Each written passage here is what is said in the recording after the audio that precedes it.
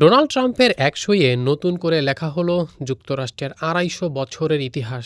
কি সেটা? তেমন কিছুই নয়, একটা মাত্র সই। আগেই বলেছি, সে সই করেছেন ডোনাল্ড ট্রাম্প, যা তিনি করেছেন $১০০ নোটে। সঙ্গে রয়েছে দেশটির ট্রেজারি সেক্রেটারি স্কট বেসেন্টের স্বাক্ষরও। যুক্তরাষ্ট্রের ২৫০ বছরের ইতিহাসে প্রথমবারের মতো এই ঘটনা ঘটল। শুধু তাই নয়, এর মধ্য দিয়ে ডোনাল্ড ট্রাম্প ভাঙলেন ১৬৫ বছরের একটা রেওয়াজও। যুক্তরাষ্ট্রের ২৫০তম স্বাধীনতা দিবস উদযাপন নিয়ে কত কিছুই তো হয়ে যাচ্ছে, কিন্তু এটা যুক্তরাষ্ট্রের ডলার কেন্দ্রিক রেওয়াজ রীতিমতো ভেঙে দিয়েছে।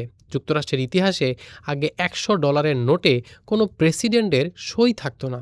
২৫০তম স্বাধীনতা দিবস উদযাপনের অংশ হিসাবে এই নোট ছাড়া হয়েছে। যুক্তরাষ্ট্রের রেওয়াজ অনুযায়ী টাকায় সই থাকে কোষাধ্যক্ষের, যিনি ট্রেজারি সেক্রেটারির অধীনে কাজ করে থাকেন। যুক্তরাষ্ট্রের টাকা ছাপানোর সঙ্গে যুক্ত bureau of engraving and printing এর দেখভাল করেন এই কোষাধ্যক্ষ। কিন্তু এবার ট্রাম্প কোষাধ্যক্ষের সেই সই বাদ দিয়ে দিয়েছেন। যুক্তরাষ্ট্রের গত ১৬৫ বছরের ইতিহাসে এমন ঘটনা আগে ঘটেনি।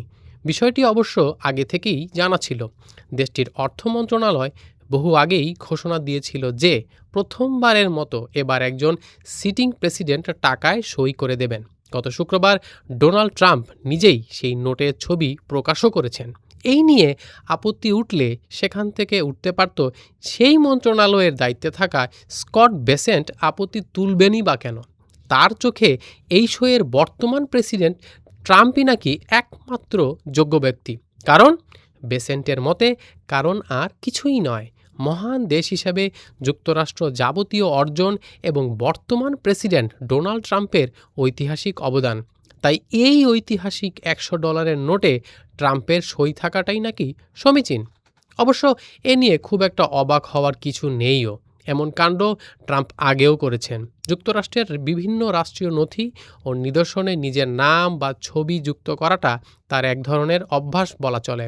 এর আগে মার্কিন স্মারক পাসপোর্ট, ন্যাশনাল পার্কের জন্য দেওয়া অ্যানুয়াল পাস, ওয়াশিংটন ডিসির বিভিন্ন রাষ্ট্রীয় এজেন্সি ভবনে কিংবা ইউএস ইনস্টিটিউট অফ পিস, এমনকি ফ্লোরিডা পাম বিচ ইন্টারন্যাশনাল এয়ারপোর্টের সঙ্গে হয় নিজের নাম, ছবি বা সই যুক্ত করেছেন তিনি। অবশ্য তোষামোদকারীরা যেভাবে ঘিরে আছে, তাতে ট্রাম্প যে আরও অনেক দূর যাননি তাতেই তো রক্ষা।